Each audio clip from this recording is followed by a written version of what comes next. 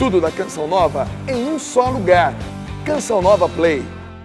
Revolução Jesus, estamos no ar e o tema de hoje é sexualidade e afetividade. Quero começar aqui a nossa conversa já tratando sobre aquilo que é o conceito de sexualidade, muitas vezes distorcido, mas quando bem entendido, entendemos como uma beleza e um dom. A sexualidade é um dom, não é mesmo? Isso aí, na verdade, eu acho que o principal é a gente entender isso.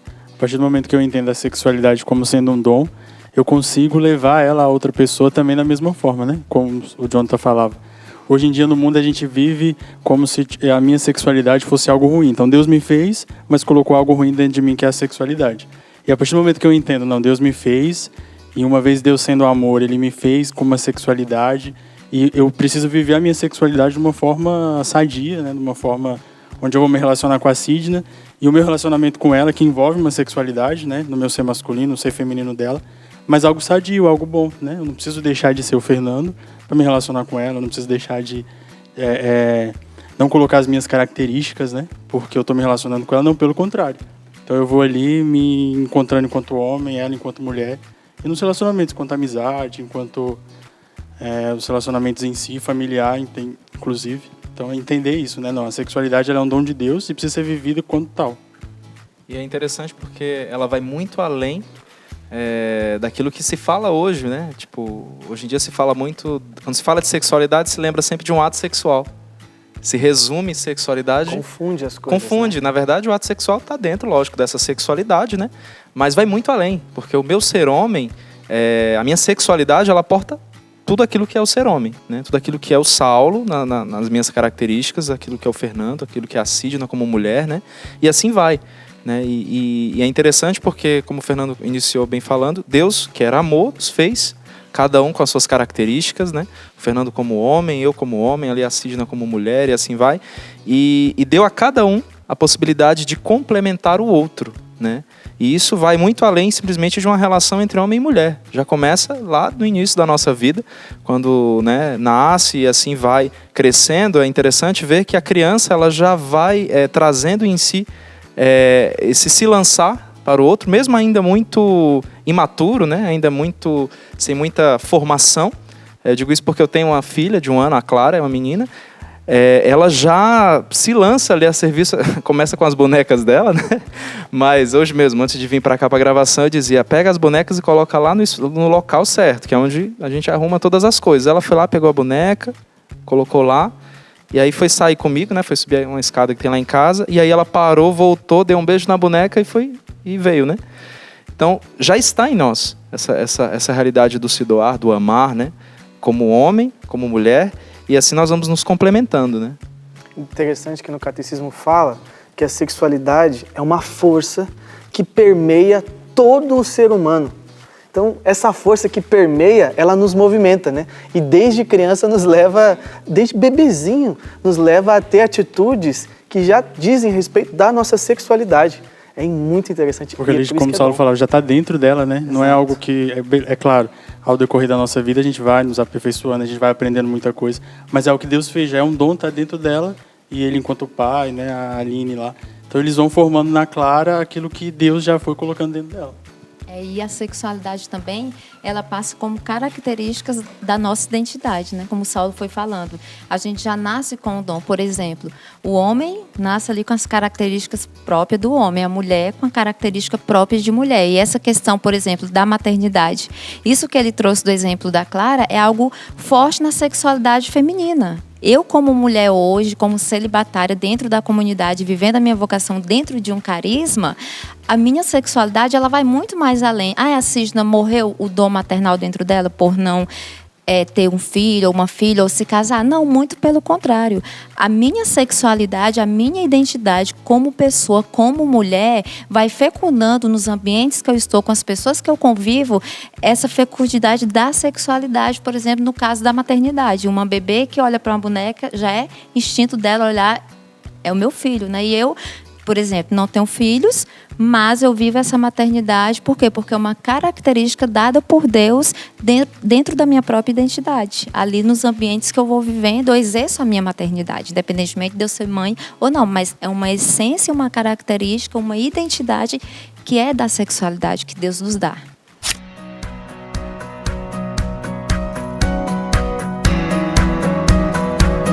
Se liga, revolucionários! O programa Revolução Jesus chega até você sempre com aquele assunto interessante, instigante e esclarecedor, e hoje não é diferente. Tenho certeza que você já ouviu e ouve falar muito. Sexualidade e afetividade. Precisamos sempre falar sob a luz da igreja, sob a luz da ciência, da verdade, pois afinal de contas, a nossa afetividade, a nossa sexualidade como um dom, um dado de criação que Deus nos concedeu, ela precisa ser preservada e, por vezes, resgatada no seu conceito. E é por isso que a gente vai contar com a ajuda especializada hoje aqui. Eu tenho a honra de receber aqui o nosso querido grande irmão, Padre Reinaldo Cazumbá. Bem-vindo à Revolução Jesus.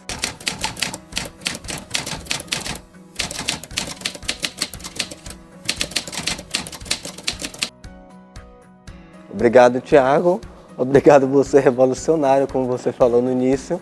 Você que acompanha esse programa, é bom estar aqui e sempre trazer a luz, principalmente do Evangelho, mas também da ciência, da sociedade, daquilo que realmente é a verdade.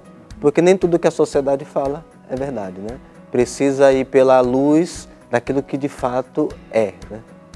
E hoje, Padre, a gente vê quão necessário é, porque é uma dificuldade, uma confusão de conceito, né? Muitos achismos, muitas opiniões, e a gente precisa voltar às fontes da verdade para que a gente não se perca, e esse também aqui é o nosso intuito, e é por isso que a gente parte daí. Quando a gente fala de sexualidade, como é que a gente pode conceituar a sexualidade humana? Nós sabemos que se falar de sexualidade, está falando da pessoa. Vamos dizer assim, o meu rim, o meu coração, é tudo sexualizado, porque é a sexualidade humana manifestada naquilo que a pessoa é.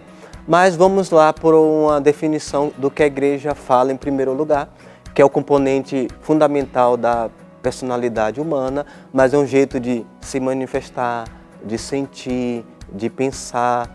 Porém, tudo isso para chegar à realização que é o amor humano. E também eu peguei uma parte do que diz a Organização Mundial da Saúde, para não dizer que o padre só está falando da coisa da igreja. O que é que a organização vai dizer?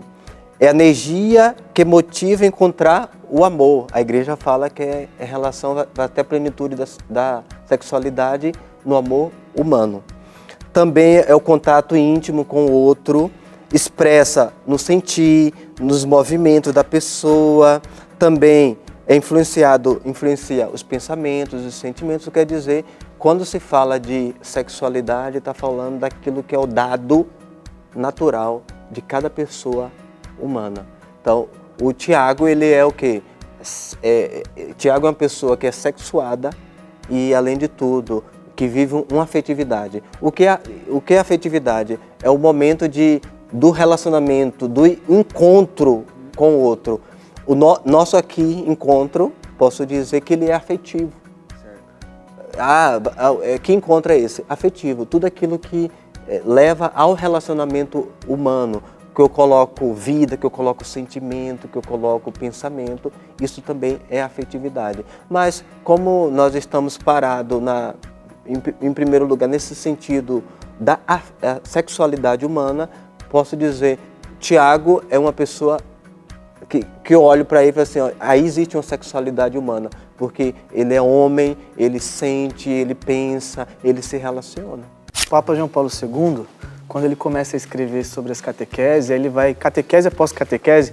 Quando eu comecei a ler aquilo, e aí eu via que ele tratava de uma beleza, e depois na próxima era mais bonito ainda. E aí tinha trechos que você lia, no caso, eu lia e suspirava, eu falava assim, meu Deus, que é isso que está escrito aqui? Eu fiquei impressionado. A maneira com a qual ele abordou o assunto, com uma beleza, com uma maestria, que você vai lendo e você fala assim, cara, como assim? Como que nunca ninguém me contou isso aqui sobre sexualidade? Como que algo pode ser tão belo, tão profundo, tão bonito, ao ponto de que quando o Saulo começa a falar, quando o Fernando, a Sidna, vai como que me fazendo suspirar sobre aquela verdade. Existe uma verdade aí, né? Existe algo sublime, por isso que deve ser protegido. Não dá para andar a 240 por hora, por mais que o carro seja potente. E o lance está aí, né? Quando você fala do Papa João Paulo II. O Papa João Paulo II é o Papa João Paulo II mesmo. E nessas 129 catequeses que ele escreveu, e aí você vai percebendo, né? Eu também tive a graça de ler. E aí você vai percebendo que eu acredito, assim, que o fio, assim, de que graças a Deus ele conseguiu foi fazer com que a gente pudesse mesmo desmistificar aquilo que eu pensava que era sexualidade, né? Numa época lá em 70 e alguma coisa, não lembro a data que ele... 78, né? Quando começou. Numa época onde as pessoas elas não falavam sobre isso. Então, um pai não falava sobre sexualidade com seu filho.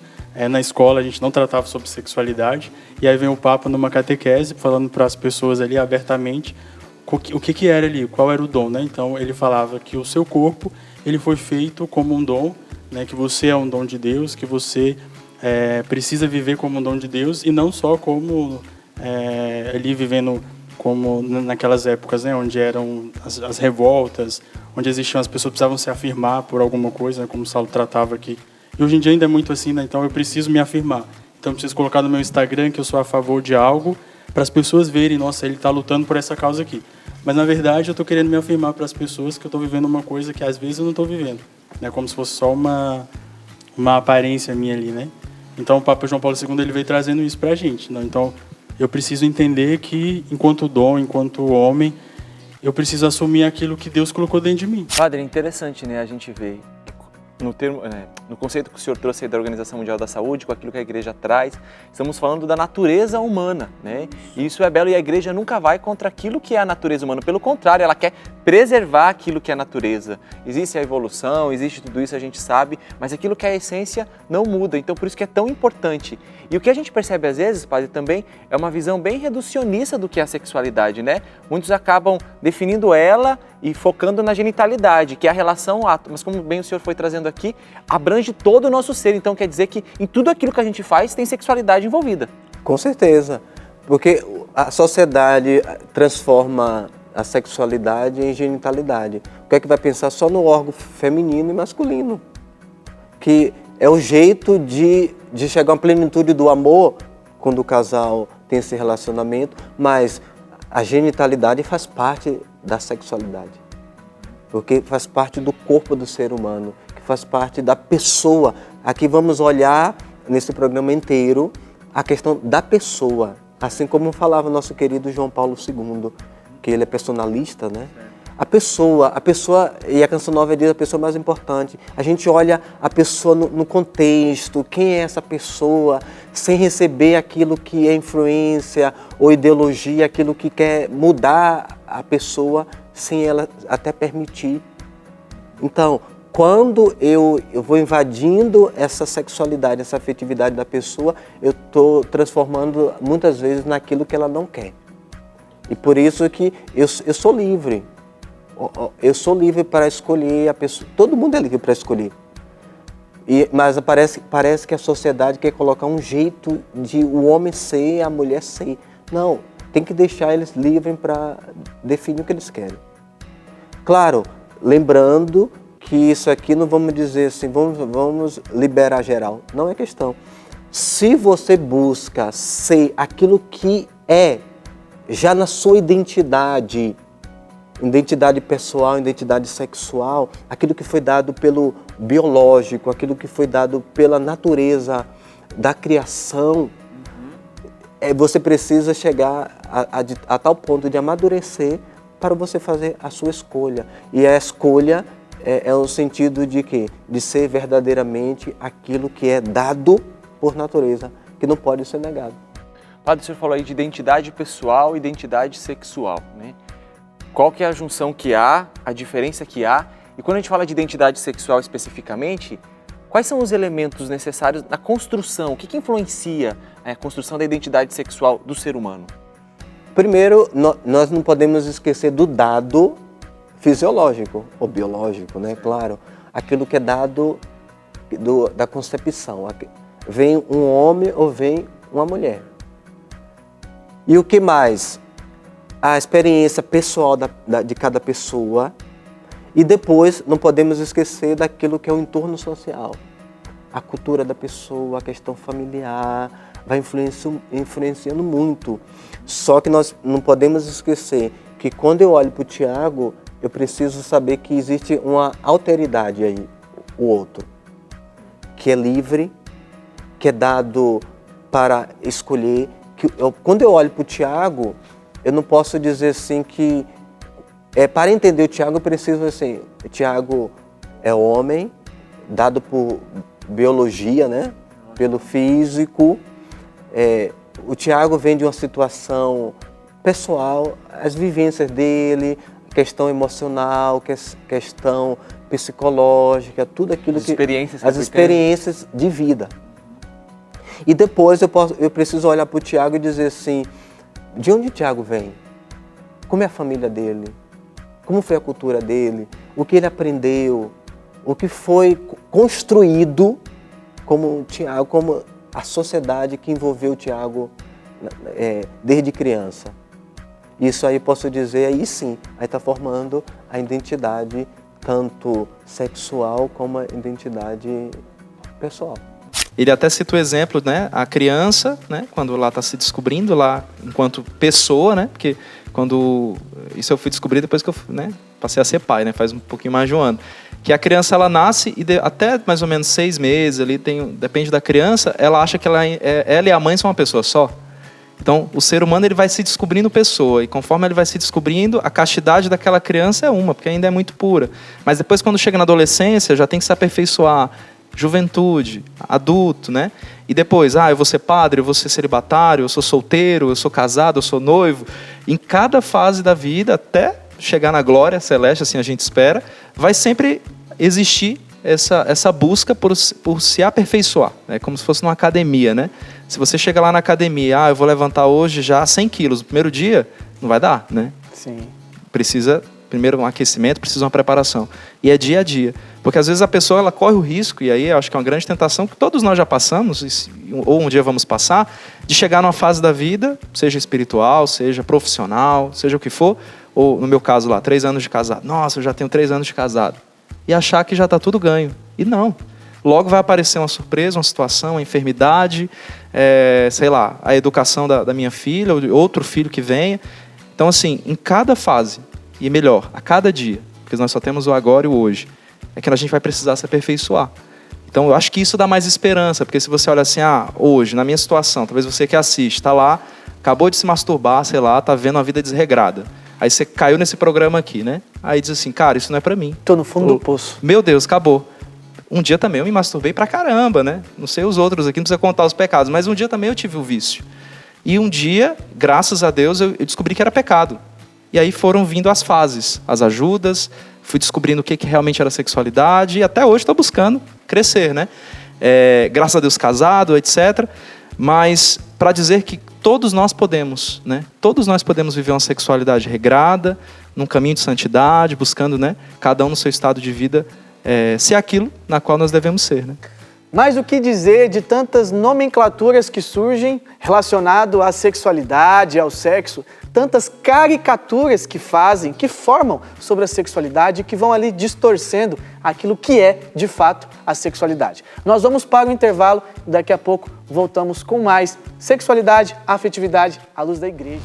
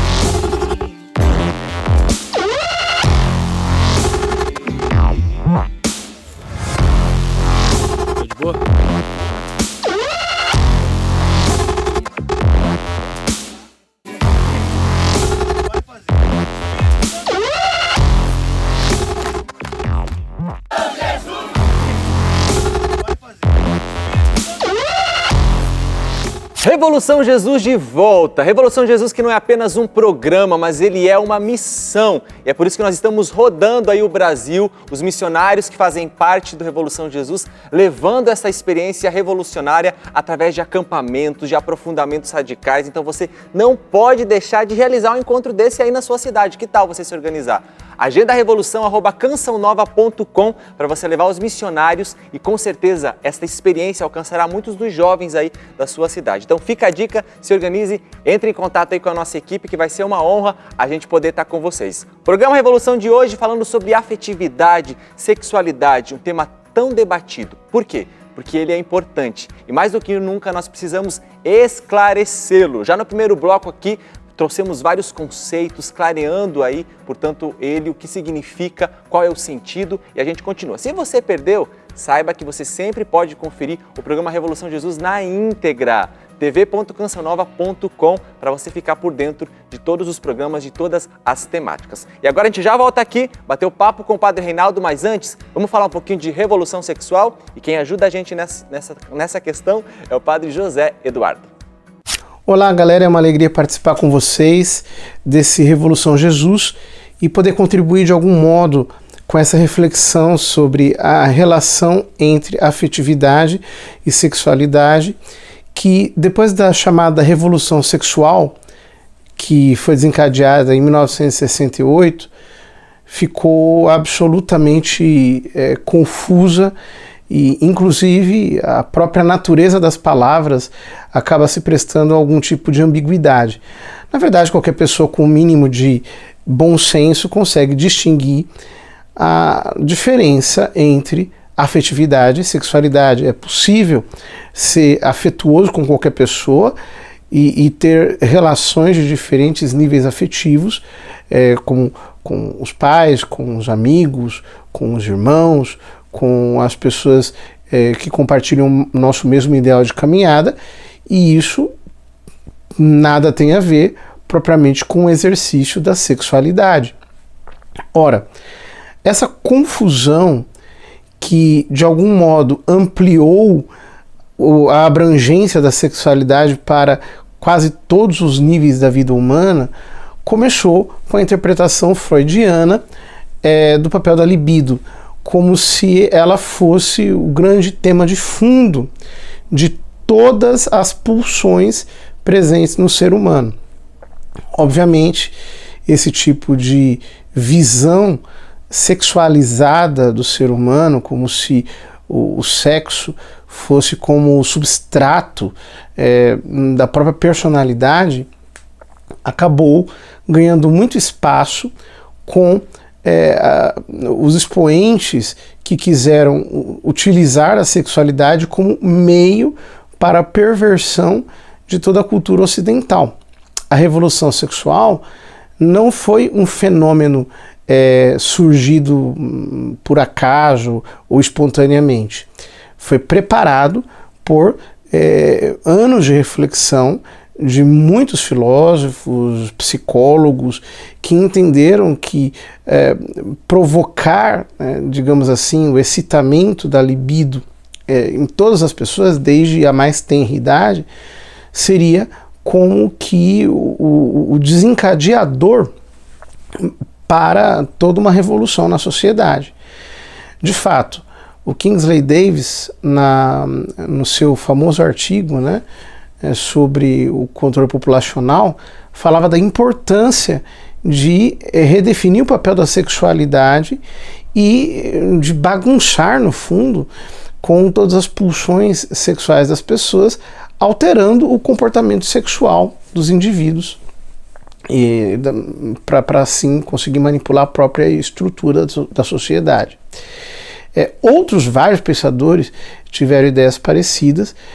A terceira onda do feminismo entrou nisso de cabeça e nós tivemos a difusão de um tipo de comportamento subversivo a partir da depravação sexual por todos os lados, assim, no Ocidente, Ora, hoje nós precisamos recuperar novamente os sentidos profundos que estão dentro de nós, o valor da intimidade, o valor da nossa própria integridade física e moral, a importância de conservarmos um projeto biográfico claro, bem determinado, enfim, a importância que tem guardar o próprio corpo, guardar a própria consciência e não diluir a vida como se ela fosse um mar aberto, como se a sexualidade fosse um brinquedo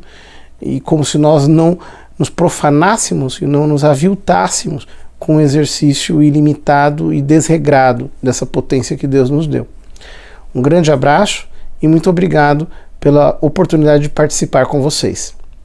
Valeu, padre, obrigado aí pela sua participação. Padre Reinaldo, né? De Padre José Eduardo, agora a gente volta aqui para o Padre Reinaldo, que está com a gente. A revolução sexual realmente trouxe várias consequências aí, né, para a sociedade, e a gente percebe hoje que uma nova revolução precisa acontecer, mas no sentido positivo, né? Revolucionar, resgatar a essência da sexualidade e da afetividade humana. E nós falamos no primeiro bloco, padre, do conceito, do que é a sexualidade, do que envolve, como acontece a construção da identidade sexual. Mas nós bem sabemos que muita coisa pode influenciar negativamente na construção dessa identidade, né? Até no início a gente falou sobre as referências do masculino, do feminino, a importância delas, mas a gente poderia pontuar aqui algumas situações que podem de fato afetar negativamente a construção da identidade sexual do ser humano? Sim, em primeiro lugar, até conversamos sobre a questão familiar. Sim. Então, a família que está desestruturada, como a criança ou o jovem não tiver referência familiar, já é uma coisa negativa que pode influenciar diretamente na sua construção como pessoa, como ser humano e aí, em relação também à sua identidade sexual. Porque nós sabemos hoje que há uma dificuldade familiar hoje, mas esse padre é regra, nós estamos conversando como possibilidades. Dizer que regra, tem gente que vai dizer assim, padre, mas eu não tive uma família, mas eu vivo bem. Alguma coisa te ajudou, mas por via de regra, no sentido de pode acontecer que a questão familiar desestruturada pode afetar diretamente na construção da identidade, porque o jovem, a criança, ele começa a perder a referência. Eles precisam de referência. E digo, para uma construção saudável precisa de referências sadias, boas. E a questão, outra coisa negativa que pode influenciar, a questão das influências negativas de referências que hoje não se tem referência. Falta uma carência de referência mesmo. Positiva. É uma carência de ver, realmente eu posso olhar para aquela pessoa, é uma pessoa madura, é uma pessoa integrada, é uma pessoa que possa dizer assim, hoje o jovem e a criança, infelizmente, não acha. Principalmente o adolescente que vive naquela fase de conflito, que é saudável, que faz parte da vida, mas o pai e a mãe precisam estar muito presentes nessa fase do adolescente. E digo, se não tem o pai, se não tem a mãe, as pessoas que estão em torno desse adolescente para ajudar a não influenciar, mas deixar ele descobrir e ir formando e apontando o certo. E a questão de que outra coisa que pode influenciar negativamente, a questão de alguns parâmetros que a sociedade apresenta, alguns modelos que a sociedade apresenta. Nem todos os modelos são saudáveis.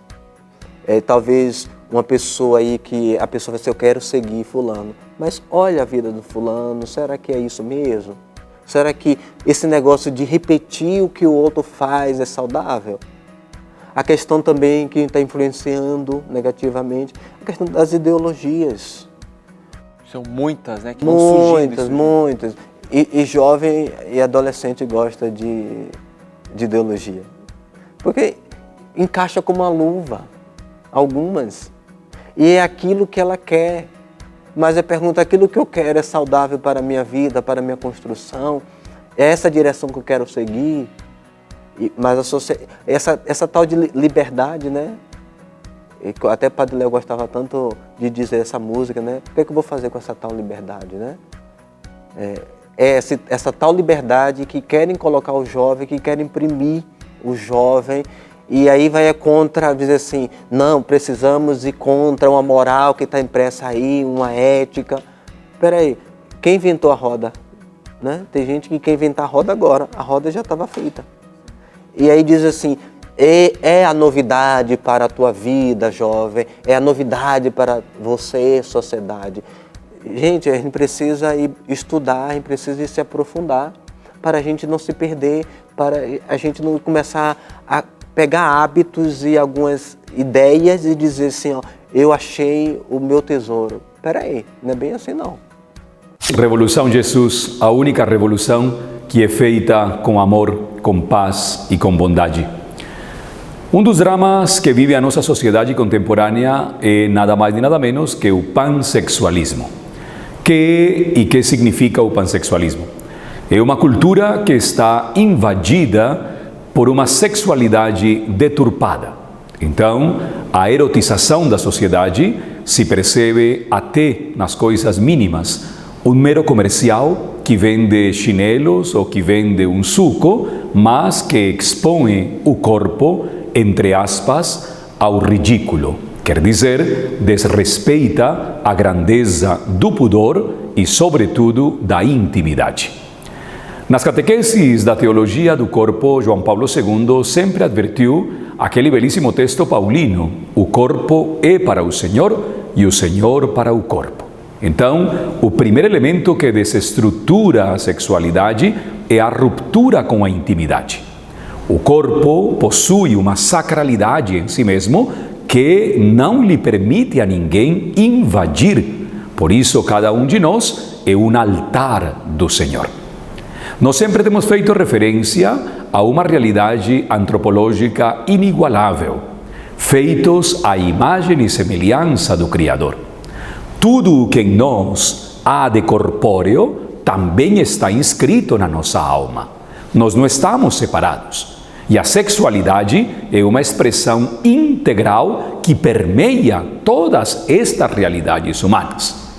Quando na sociedade começa a criar-se uma fragmentação, como nos nossos dias, essa fragmentação vai trazendo consigo toda uma desgregação e eliminação, do que significa ser uma pessoa integral. O dado da sexualidade nos coloca a todos, desde o momento da gestação, a descobrir a grandeza das sensações, do mundo externo e interno, dos relacionamentos. É impressionante perceber como o embrião, desde o primeiro momento, já entra numa relação afetivo-sexual, cósmica, com o útero da sua mãe. Quantos de nós precisamos fazer uma experiência de crescimento da nossa sexualidade colocada ao serviço da evangelização, uma sexualidade que encontra a grandeza na dignidade e na participação. Aí está para mim o centro deste trabalho que devemos fazer. Hoje vemos uma desestruturação terrível. Digo mais uma vez, desestruturada por causa dessa fragmentação, fragmentada por causa de um excessivo pansexualismo.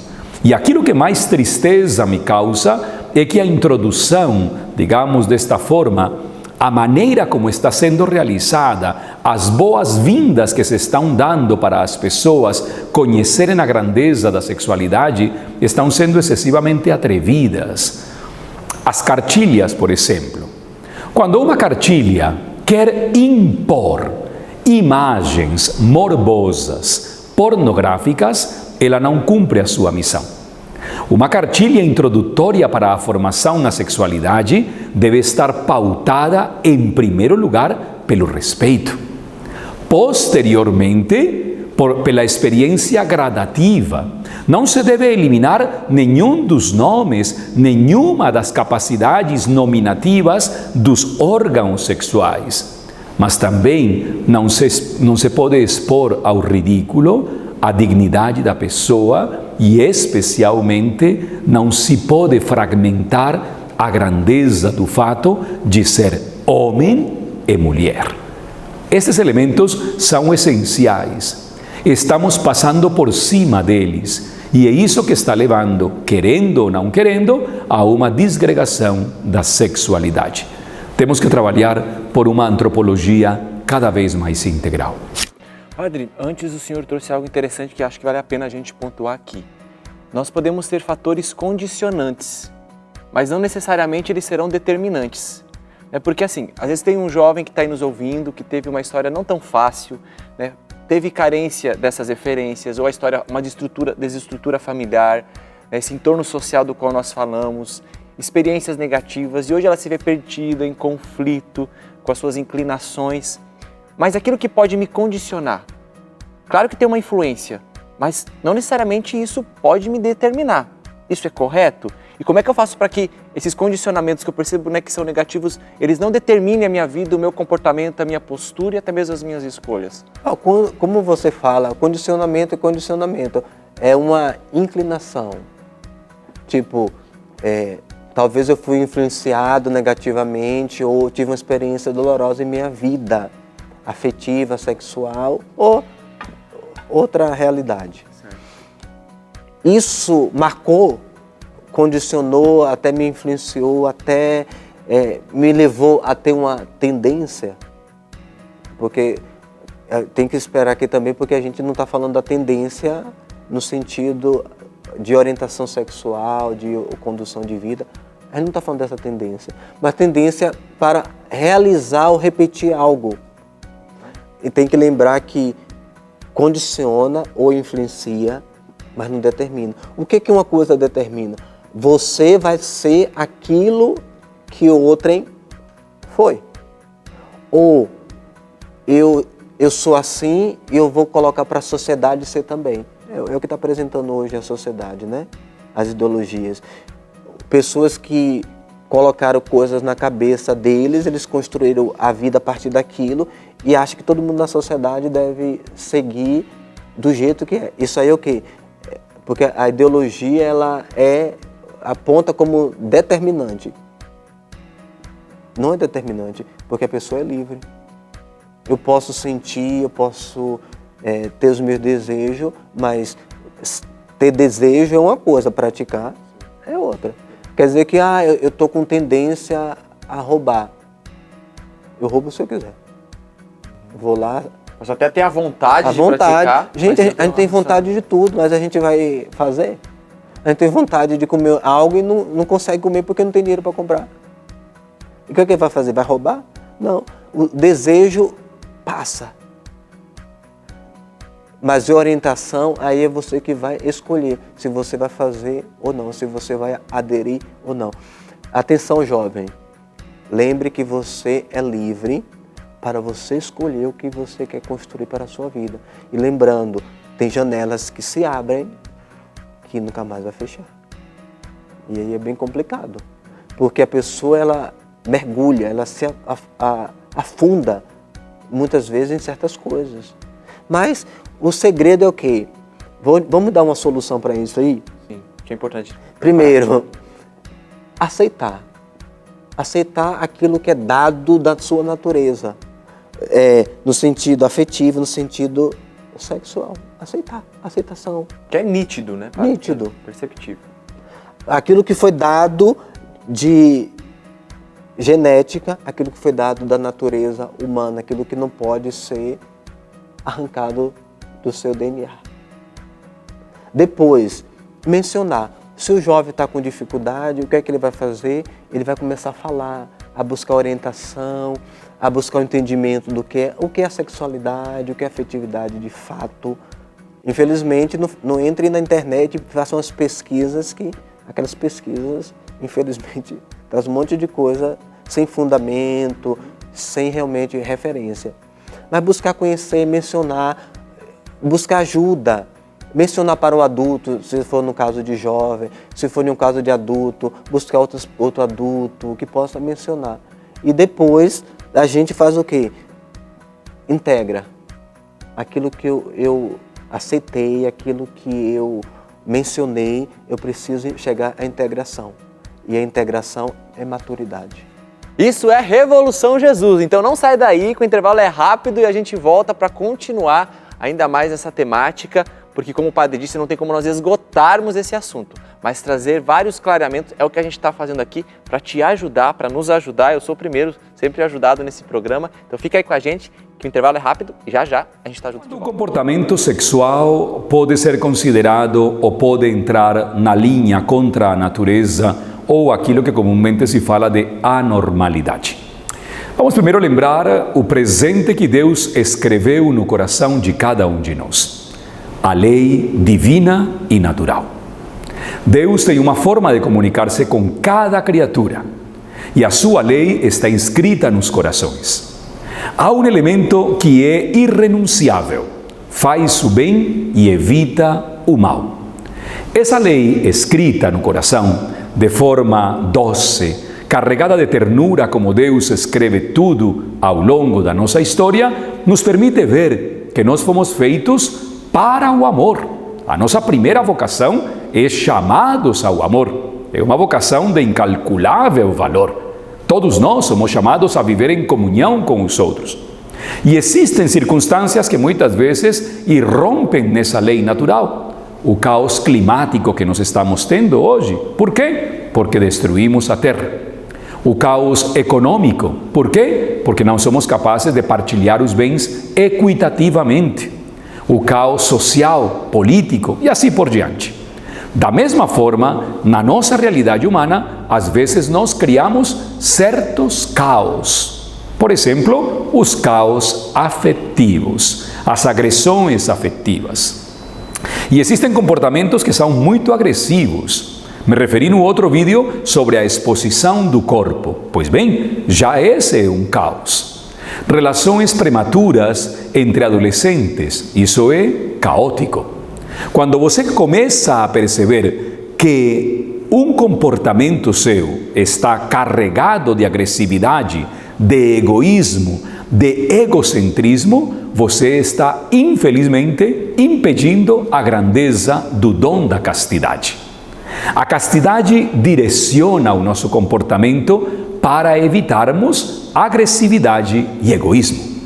Quando um rapaz ama uma moça, esse amor deve ser manifestado em comportamentos belíssimos, plausíveis, respeito, dignidade, solidariedade.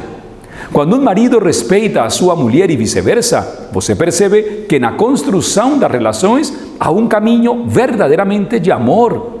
Quando a sociedade se respeita, nós não teríamos jamais por que pensar em momentos e em circunstâncias de agressão contra os outros. No meu coração de professor de teologia moral e sexual, no meu coração de cristão, no meu coração de presbítero, dói quando você vai por uma rua de alguma cidade e vê pessoas vendendo o seu corpo na prostituição. Como é possível que uma sociedade pense em dar à prostituição o título de trabalho, a dignidade do trabalho? A prostituição não dignifica nenhuma pessoa.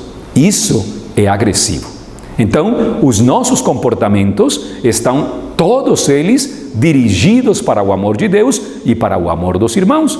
E desde essa realidade, nós devemos construir também a alegria de poder estabelecer uma sexualidade cada vez mais aberta para o amor. Viva a experiência da castidade. A castidade ajuda a todos nós a sermos cada vez menos agressivos e menos egoístas. Um grande abraço, galera. Que Nossa Senhora, a Virgem Santa de Aparecida, abençoe todos vocês. Em um mundo onde a sexualidade, o conceito de sexualidade está tão distorcido, bagunçado, acaba que gera alguns reféns desse conceito distorcido. No caso, os jovens, né? Que é o nosso público-alvo aqui. E aí, andando no Brasil afora, em missões, fazendo trabalho na internet, enfim, em tantos trabalhos de evangelização, a gente consegue fazer um raio-x desse jovem, o quanto ele é afetado por esse conceito distorcido daquilo que é a sexualidade, não é? Eu acho que a grande confusão, e você ia falando, eu ia pensando aqui, não é nem o que é sexualidade somente, vai além, né? Na verdade, acontece antes, é o que é o amor, né? Porque você ia falando, eu ia lembrando de alguns jovens que eu já atendi, assim, na missão, E nessa grande maioria, meninas que acabaram perdendo a virgindade com um rapaz que conheceram, que era bonitinho lá da escola, da igreja, sei lá, e que se permitiram, né, ter uma relação sexual, 1, 2, 3, 4, quantas vezes esse rapaz desejava, porque não queria perder ele, né? E tinha aquela troca, né, que depois João Paulo II trabalha muito isso no livro Amor e Responsabilidade, quando ele fala da questão do utilitarismo, em que eu trato o outro como objeto. Então, ela tinha sede de amor, ela queria o amor, né? Que eu não vou nem entrar a fundo aqui, porque às vezes já vem na história familiar essa carência, né? Porém, esse rapaz, a princípio, ele poderia até dar para ela uma atenção, um carinho, né? Simplesmente ouvi-la, e aquilo já, dentro daquilo que é característica da mulher, já saciava ela. Só que tinha um preço, né? E aí, combate ou bate de frente exatamente com aquilo que a gente falava antes, da questão dessa doação. Porque se ele realmente a amava, ele não tinha que pedir algo para ela em troca. Pelo contrário, ele tinha. E é isso que a igreja vai nos ensinar quando a gente se prepara, em especial, para o sacramento do matrimônio, que diz dessa questão: eu não vou me casar para ser feliz, em primeiro lugar. Não que eu não vá ser. Graças a Deus, eu, como casado, sou muito feliz. Mas a primeira coisa, a prioridade, todos os dias, quando eu levanto pela manhã e hoje tem a filha, mas antes, era minha esposa, né? Então, e ela tem o lugar dela, e a minha filha tem o lugar dela. E depois, automaticamente, eu vou sendo também realizado ali no meu papel de pai, de homem, né? E assim vai. Então eu vejo que o jovem, hoje, ele é bombardeado de várias ideias de amor, né? E a partir daí vem várias outras etiquetas de uma sexualidade, de uma castidade, como a gente até conversava um pouco antes, que pelo menos eu achava que castidade era castração, e assim vai. Eu vejo que é uma confusão, né? Uma confusão num tempo de fake news, várias, né, fake news dentro desse contexto. A castidade é a virtude que me faz ser inteiro em tudo aquilo que eu faço, de modo particular e direto nos meus relacionamentos. Tanto é que toda pessoa, todo cristão é convidado a viver a castidade. Inclusive, algumas pessoas até confundem castidade com celibato. Não, o celibato é um convite para alguns vocacionados a esta realidade, que é o meu caso. Quem priva de um relacionamento afetivo sexual por causa do reino de Deus. A castidade não. A castidade é a capacidade que eu tenho de me doar para alguém e para alguma coisa em tudo aquilo que eu faço.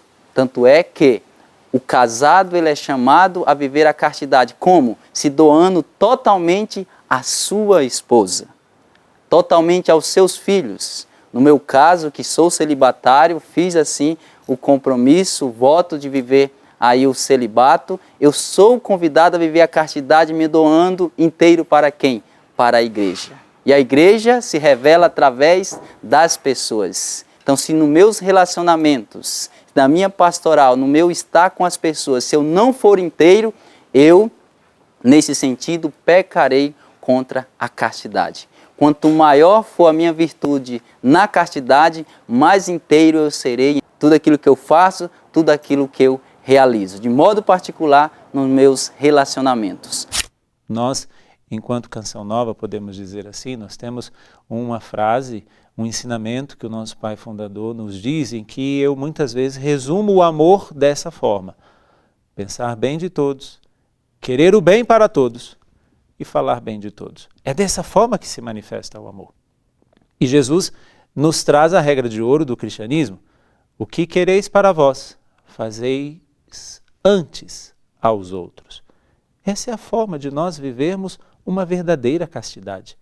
Pecar contra a castidade não é pecar somente no pecado da masturbação, no pecado do adultério, no pecado contra a genitalidade ou a nossa sexualidade. Quando Deus nos ensinou para não pecar contra a castidade, é para nós não nos fecharmos na nossa capacidade de amar.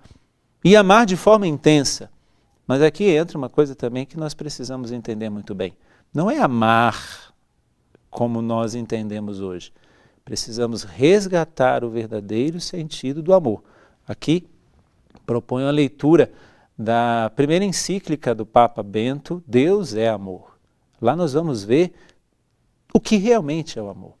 Então fica aí a dica para que nós possamos viver como cristãos autênticos e lutarmos para não cair nessas ofensas contra a nossa sexualidade, é nós sermos uma grande explosão de amor no mundo. Para isso, precisamos entender como Deus nos ama, para que, amados por Deus, possamos amar uns aos outros. Deus abençoe e que o Senhor nos faça viver a dinâmica do amor. Assim construiremos a tão sonhada civilização do amor. Em nome do Pai, do Filho e do Espírito Santo. Amém. Agora, eu quero chamar uma pessoa que também tem a ver com o assunto de modéstia, de pudor, de pureza, que já participou do Revolução Jesus em outros programas, Natália Dutra. Oi gente, tudo bem com vocês? Eu sou a Natália, se você ainda não me conhece. E hoje eu tô aqui para falar um pouco sobre modéstia com vocês, que é algo que vocês me pedem bastante. Modéstia é um dos assuntos que você precisa realmente abrir os seus ouvidos e deixar entrar dentro de você. E deixar que o Espírito Santo trabalhe isso dentro de você. Antes de tudo, é importante lembrar que a modéstia é uma virtude, e como todas as virtudes é importante e é algo que a gente precisa buscar no nosso dia a dia. Nós contamos com a ajuda do nosso Deus para alcançar as virtudes que ainda não temos e também para alcançar as que temos em plenitude. E a modéstia é muito importante em muitos fatores e ela é talvez muito mais do que você pensa que ela é. A modéstia faz parte da virtude da temperança e ela não só cuida do nosso vestir, mas do nosso falar, do nosso agir, do nosso olhar e tantas outras coisas. A modéstia está associada com a pureza e a Bíblia diz que os puros verão a Deus. E muitas pessoas que se vestem como filhos de Deus, mas falam ou se comportam como se não fossem. Ou eles vão à igreja, mas as atitudes dizem o contrário, eles não conseguem ser testemunho. As pessoas que não são da igreja e veem essa pessoa, eles não conseguem sentir a presença de Deus perto dele, eles não são contagiados pela presença de Deus naquela pessoa, porque aquela pessoa não transmite, não reflete a Deus. Quando você tá cheio de Deus, é impossível você transmitir alguma coisa que não seja Deus. E quando você tá cheio do mundo, mesmo que você vá na igreja, você vai acabar transmitindo aquilo do mundo. E eu digo por mim mesma, porque quantas vezes eu, mesmo estando na igreja, quando eu começava a falar, eu não parecia que eu era alguém de igreja. Não parecia que eu tinha tido uma experiência com Deus. Não parecia que eu amava Deus de verdade, porque o meu comportamento, as minhas palavras transmitiam outra coisa. Não vou procurar a passagem agora, mas na Bíblia fala sobre nós sermos perfume de Deus. Sabe quando você passa muito tempo com uma pessoa e quando você percebe você tá cheirando igual aquela pessoa? É a mesma coisa, quando você tá muito perto de Deus e a tua vida, a tua volta tá cercada de Deus, você começa a exalar aquele cheiro dele também. E isso é muito importante para as pessoas que não têm esse cheiro, para as pessoas que não se aproximam de Deus, mas mesmo se aproximando de vocês, elas vão sentir o cheiro dele. E esse cheiro conquista. Então a modéstia te ajuda de uma forma muito, muito importante a você ser espelho de Deus pro mundo. A modéstia no vestir também, ela vai transmitir você como uma pessoa pura, como uma pessoa elegante, como uma pessoa que se parece e se assemelha à Santíssima Virgem, não como uma pessoa que os outros vão olhar e vão se sentir tentados ao pecado, mas que as pessoas vão olhar e vão se sentir mais próximas de Deus. Você pode fazer com que as pessoas se sintam e se vejam mais longe de Deus ou mais perto de Deus. Você tem esse controle. Os homens têm essa coisa do olhar bem mais forte do que nós mulheres e por isso talvez às vezes é difícil a gente entender por que a gente precisa se vestir com modéstia. Mas nos vestimos com modéstia por empatia pelo outro. É como se eu tivesse um problema com bebida e alguém ficasse entregando copos de vinho na minha mão. Eu ainda tenho que me controlar, mas aquela pessoa faz com que a situação seja mais difícil pra mim. E por amor a Deus, eu não quero distanciar as pessoas dele, mas eu quero aproximar as pessoas dele. E se a forma com que eu me visto tem esse poder, eu vou usar desse poder. Quando eu comecei a minha caminhada com modéstia, eu não tinha noção de moda e eu me vestia realmente de uma forma feia. E quando eu via mulheres se vestindo de forma elegante e bonita, eu me sentia triste porque elas não eram modestas, mas eu também sentia falta de me vestir com maior elegância. E nisso, com o tempo, com a abertura que eu dei pro Senhor trabalhar em mim, Ele foi me mostrando muitas coisas. Ele foi me mostrando a minha personalidade dentro da modéstia. Ele foi me mostrando quem eu podia ser. Ele foi me mostrando que Ele quer sim que eu seja uma mulher elegante, que eu seja feminina, que eu transpareça a figura da mulher que Ele criou com um propósito. Que é possível sim ser modesta e elegante e bonita E hoje eu me sinto muito melhor quando eu tô me vestindo de acordo. Não tenho medo de dar um primeiro passo. Não tenho medo de sacrificar, seja lá o que for, por amor a Deus. Você não precisa de uma mudança radical do dia pra noite. Você pode ir caminhando aos pouquinhos. Você pode ir se adaptando, mas o teu objetivo tem que ser sempre ser melhor pra Deus. Isso não só na modéstia, mas em todas as virtudes, em todos os aspectos da tua vida. O teu objetivo precisa ser melhor pra Deus. O teu objetivo precisa ser mais santo. Precisa ser se aproximar mais dele, fazer mais a vontade dele, ser uma pessoa realmente melhor. Minha gente, muito obrigado pela participação de vocês. Com certeza vocês colaboraram muito para o tema de hoje, afetividade, sexualidade. Os caras manjam, vocês já foi espetacular. Muito obrigado, viu? Olha, até o próximo Revolução, até o próximo tema. Valeu, eleve a Revolução Jesus.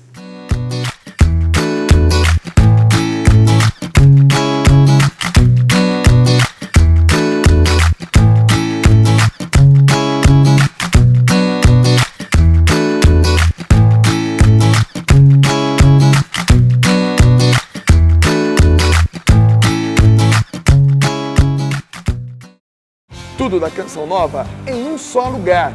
Canção Nova Play.